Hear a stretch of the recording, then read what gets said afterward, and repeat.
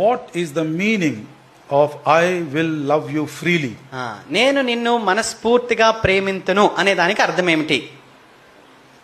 It's a very wonderful, heart-touching truth. అదెంతో అద్భుతమైన హృదయాన్ని తాకే సత్యం అది. What is the meaning of when Lord said, I will love you freely? ప్రభు నేను మిమ్మల్ని మనస్ఫూర్తిగా ప్రేమింతును అని చెప్పారంటే దానికి అర్థం ఏమిటి? Of course, it may be difficult, but without wasting time, I'll tell you. మరి సమయం అది కష్టమేం కాదు కానీ సమయం వృధా పోకూడదని జవాబు నేనే చెప్తాను. Many years ago, in my daily portion, when I read the word, I was surprised by that statement. What is the meaning of I will love you freely? అనేక సంవత్సరాల క్రితం నా దినపాఠంలో ఆ భాగాన్ని నేను చదువుతూ ఉండినప్పుడు ఆ మాట చదివి నేను ఎంతగానో ఆశ్చర్యపోయాను. ఆ మనస్ఫూర్తిగా నేను నిన్ను ప్రేమిస్తానంటే అర్థం ఏమిటి అని. I used to think about it for a long time. చాలా కాలం చాలా సమయం దాని గురించి నేను ఆలోచిస్తూ ఉండినాను. I learnt it from my daughter.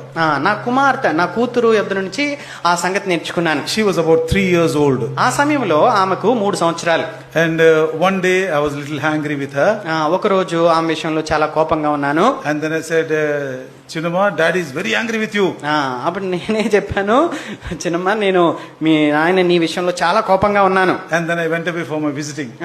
ఆ మాట చెప్పేసి నేను గృహాలను దర్శించడం కోసం వెళ్ళిపోయాను. After I came back, my wife was telling me for a long time she was weeping. నేను తిరిగి వచ్చిన తర్వాత నా భార్య నాతో అంటూ ఉండినది, ఆ అమ్మాయి ఎప్పుడైతే నువ్వు ఆ మాట అన్నప్పటి నుంచి చాలా సమయం ఏడ్చింది అని. In the early days, even night time she will get up and search where Daddy is. మరి చిన్ననాటితనంలో రాత్రి అంత రాత్రి అయినా కానీ మధ్యరాత్రి లేసి వెతుక్కునేది మా daddy ఎక్కడున్నాడని. I was angry with her. ఆ రోజు ఆమె విషయంలో నాకు కోపంగా ఉంది. But when I came back home, నేను ఇంటికి తిరిగి వచ్చిన తర్వాత she laid her hands on me and went to sleep. నా మీద చెయ్యేసింది, మంచిగా నిద్రపోయింది. She never said sorry. నాకు అసలు క్షమించండి అని అడగలేదు. I never said I forgive you. నేను కూడా నేను క్షమించానని అసలు చెప్పలేదు. But everything became new. అంతా మళ్ళా కొత్త అయిపోయింది. A forgiveness which you receive even without acknowledging it. నువ్వు క్షమాపణ అడగకుండానే నువ్వు క్షమాపణ పొందుకోవటం. When the father saw him at a long distance, తండ్రి ఆ తప్పిపోయిన కుమారుడు రావటాన్ని చాలా దూరం నుంచి చూసి he had compassion on him. అతని మీద కనికరపడి he ran towards him. ఆ కుమారుని యొద్దకు పరిగెత్తుకుంటూ వెళ్ళాడు. he covered him. ఆయన్ని కౌగిలించుకున్నాడు. and he kissed him. ఆయన ముద్దు పెట్టుకున్నాడు. What is the meaning, you know? దానికి అర్థం ఏంటో తెలుసా? The prodigal has not, the younger son has not yet opened his mouth.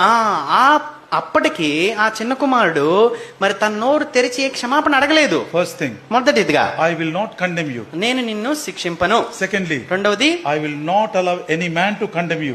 వేరే వారు ఎవ్వరూ కూడా నిన్ను శిక్షింపడానికి లేకపోతే నిందించడానికి అనుమతి ఇవ్వను. And I don't want your heart also to condemn you. మూడవది, నీ హృదయం కూడా నిన్ను గద్దించడానికి శిక్షించడానికి దోషారోపణ చేయడానికి అనుమతి ఇవ్వను. If you don't want your heart to condemn you, నీ హృదయం గాని నీ మీద దోషారోపణ చేయకుండా ఉండాలన్నట్లయితే take this robe. robe ఒక తాడు తీసుకొని ఆ వస్త్రాన్ని తీసుకో.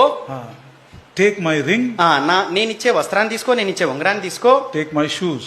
నేనిచ్చే చెప్పులను తీసుకో. young people, యవనస్తులారా, if really you want to enjoy this free love, నిజముగా మనస్ఫూర్తిగా దేవుడు అనుగ్రహించి ఆ ప్రేమను గాని మీరు కోరుకుంటున్నట్లయితే, if you don't want God to never condemn you, మరి దేవుడు మిమ్మల్ని శిక్షింపకుండా ఉండాలని మీరు కోరుకుంటున్నట్లయితే, if you don't want any man to condemn you, ఏ మనుషుడు మిమ్మల్ని నిందించి శిక్షింపకుండా ఉండాలన్నట్లయితే, if you don't want your heart to condemn you, మీ హృదయమే మీ మీద దోషారోపణ చేయకుండా ఉండాలన్నట్లయితే, live with dignity with this new man.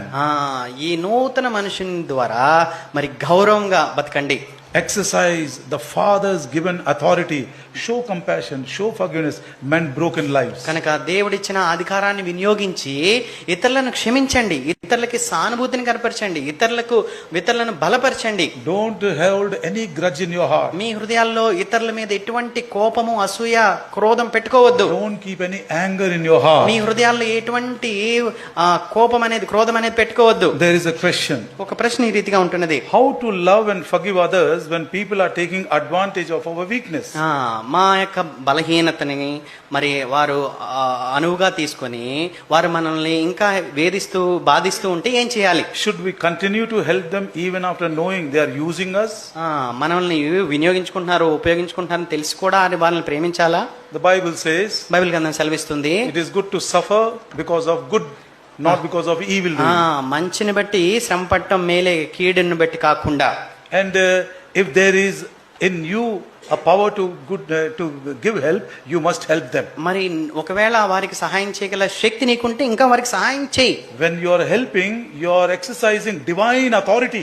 నువ్వు వారికి, నీ విరోధులకి, ఆ రీతిగా నిన్ను వినియోగించుకునే వారికి, నీ బలహీనతను చూసి అలా చేసే వారికి నువ్వు సహాయం చేస్తే దేవుడు అనుగ్రహించిన అధికారాన్ని వినియోగిస్తున్నట్లు. You heard the name of Barack Obama? Barack Obama నీకు తెలుసు కదా. This is the only word he says, I cannot believe in the Bible. మరి ఆయన చెప్పే ఒక మాట ఏంటంటే, బైబిల్ గ్రంథంలో నేను నమ్మంది ఇది ఒక మాట. If you follow this rule, you cannot live in this world practically. ఈ మాటను గాని మీరు అనుసరించి జీవిస్తే ఈ లోకంలో జీవించలేరు. If you slap on the one cheek, show your other cheek. Me Bible ఏం చెప్తుంది? ఒక చెంప మీద కొడితే రెండో చెంప చూపించాలి. So this is very difficult for an ordinary man. ఒక సామాన్యమైన వ్యక్తికి ఇది ఎంతో అసాధ్యమైనది. But a person who has been healed, అయితే ఏ వ్యక్తి అయితే స్వస్థపరచబడ్డాడో, the person who has received the free love of the Father, మరి తండ్రి యొక్క ఆ మనస్ఫూర్తి అయిన ప్రేమను పొందుకున్నాడో, if it is in the power of your hand, keep doing good. నీ చేతిలో ఉన్నంత వరకు మంచి చేస్తూనే వెళ్ళు. God will keep on recording your works in his book.